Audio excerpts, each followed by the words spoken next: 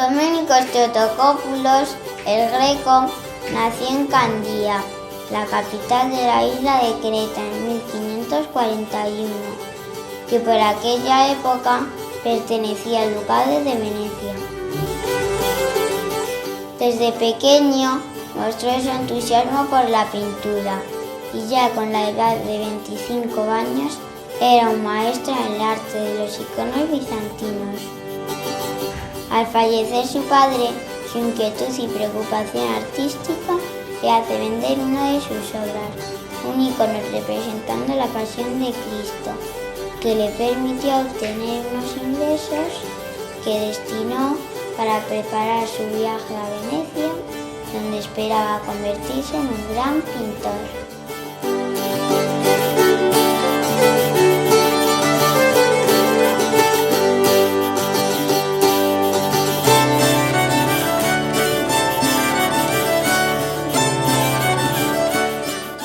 En 1567, Domenico llega a Venecia, cuna artística de Italia y de Europa. En esta ciudad trabajaban reconocidos pintores como Tiziano, Tintoretto, Veronese. El Greco trabajó y estudió en el taller de Tiziano, del que aprendió técnicas artísticas que le irían forjando un estilo inconfundible. No obstante, al no tener suficientes encargos que le permitieran establecerse allí definitivamente, deciden marcharse a Roma en 1570. Allí ingresan en el Palacio Farnesio, donde interioriza su visión de la pintura como un todo, donde el dibujo aporta movimiento y fuerza y el color la gracia de la vida. A finales de 1572 abre su propio taller. Este periodo en Italia se considera como un tiempo de estudio y preparación personal, ya que tampoco recibió ningún encargo de importancia.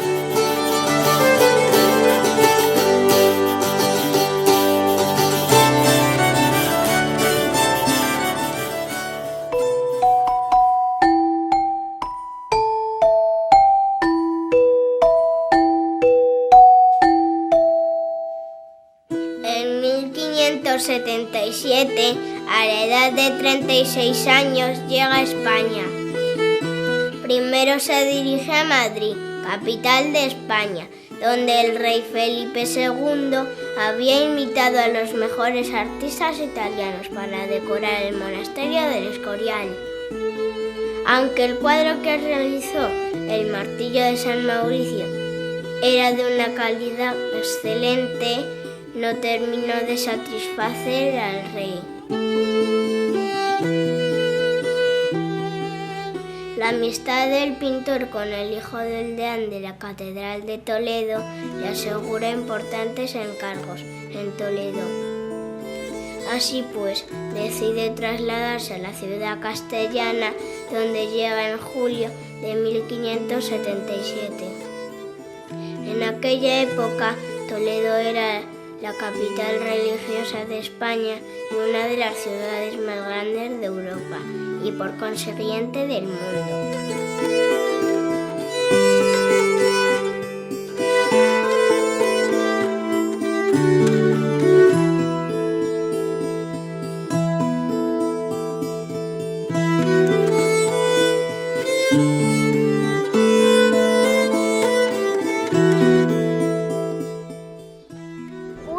Asentado en Toledo, Domenico se dedica día y noche a la pintura, forjando un estilo inconfundible que le convertirá en un pintor único y diferente a todos los demás.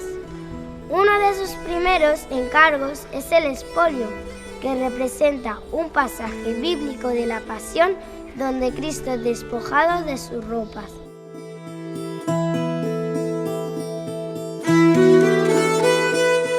Esta obra le acarreó alguna disputa con la Iglesia, no solo por desacuerdos en el precio, por el trabajo efectuado, sino también por algunos detalles que habían plasmado y que no gustaron al deán de la catedral, como los ropajes y vestiduras típicas del siglo XVI y la disposición de algunos de los personajes en el propio cuadro. Como curiosidad, diremos que este cuadro nunca había salido de la catedral, hasta este año 2013-2014, en el que abandonó la sacristía para una restauración en el Museo del Prado.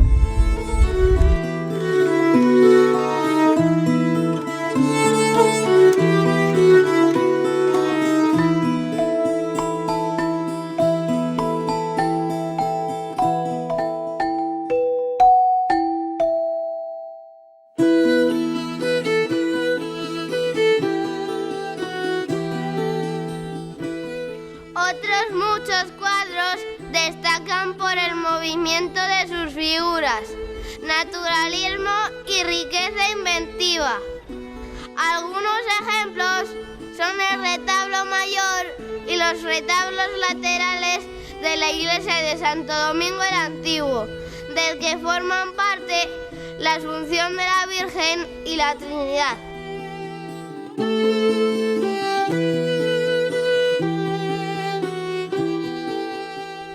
Actualmente, la mayoría de las obras originales de estos retablos no se encuentran en el convento.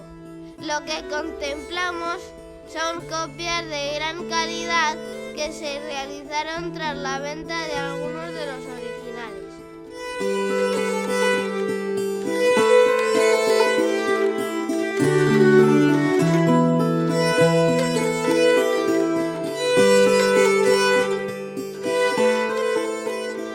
En 1578 nace su único hijo, Jorge Manuel, fruto de su relación con Jerónima de las Cuevas, que se cree fue retratada en el cuadro La Dama del Armiño. En los siguientes meses, el Greco sigue trabajando y forjándose un nombre y reputación en la ciudad de Toledo. En la misma ciudad recibió la visita de su hermano Monousos en varias ocasiones. Alguna vez tuvo que ejercer como intérprete de griego. Se cree que muchos de los cuadros se valía de su familia para caracterizar a algunos de los personajes que aparecían en el cuadro. Sabemos que vivió en lo que hoy conocemos como Parque del Tránsito, en unas casas en régimen de alquiler que pertenecieron al Marqués de Villena. Actualmente se erige un monumento en piedra que recuerda su ubicación.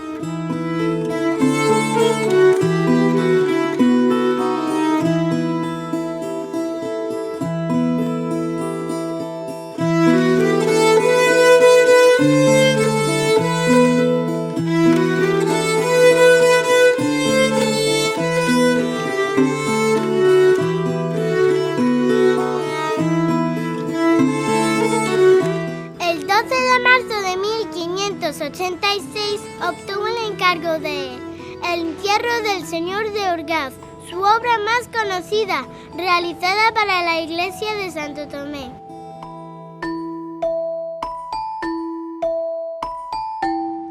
El cuadro muestra el sepelio de un noble toledano que, según cuenta la leyenda, fue enterrado por San Esteban y San Agustín. Desde el primer momento, el público queda admirado por la enorme belleza del cuadro. Es la culminación de su arte, una obra de contrastes, el cielo y la tierra, la vida y la muerte, repleto de apasionantes detalles que invitan a perderse en sus luces y sombras.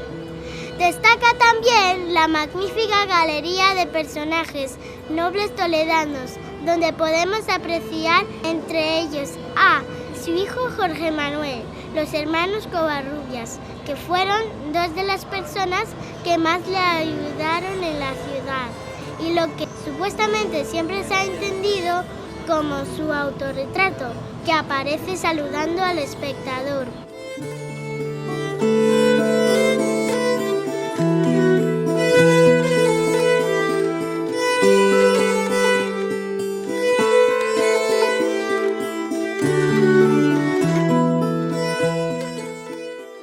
El amor que tuvo la ciudad de Toledo quedó reflejado en muchos de sus cuadros, como Vista y Plano o Toledo en Tormenta.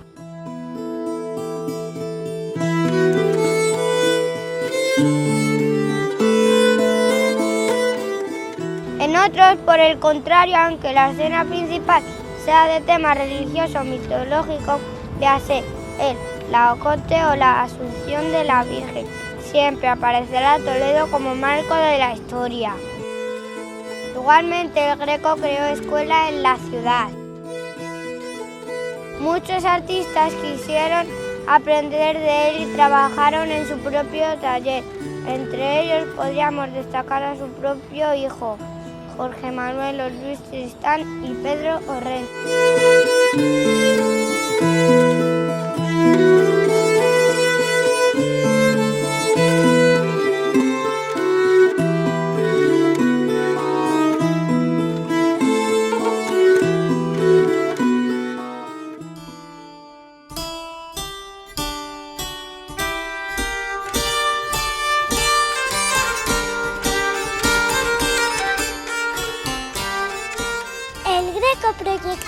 ciudad de obras conjuntas, es decir, planificó su obra como un todo, en el que las pinturas, las esculturas y el diseño arquitectónico de los retablos se concebían y complementaban de forma armónica. Al ya citado ejemplo de los retablos de Santo Domingo el Antiguo, debemos añadir el retablo de la capilla de San José y los retablos del Hospital de Tavera u Hospital de Afuera, como era conocido en la época del Greco. Ambos edificios, poco conocidos, conservan a día de hoy el encanto con el que fueron concebidos en el siglo XVI-XVII.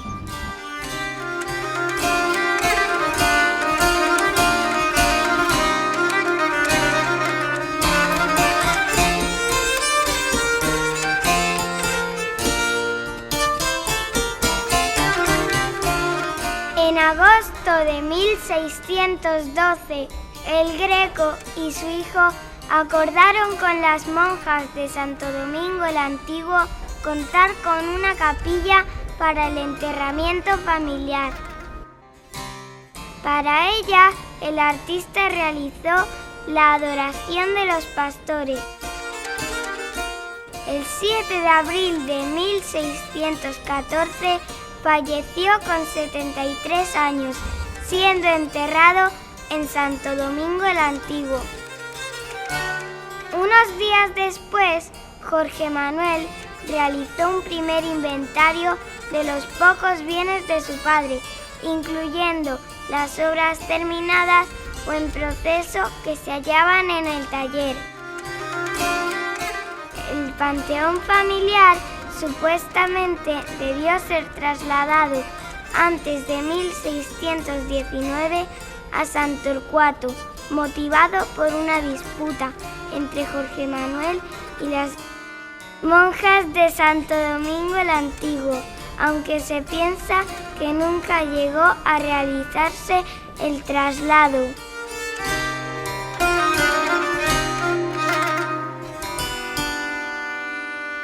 Hasta aquí unas breves pinceladas de la vida de este magnífico pintor de la escuela española, que hasta principios del siglo XX no tuvo el merecido reconocimiento. Su renacer, impulsado por extranjeros y por el marqués de la Vega Inclán, hizo más válido aún el refrán: nadie es profeta en su tierra.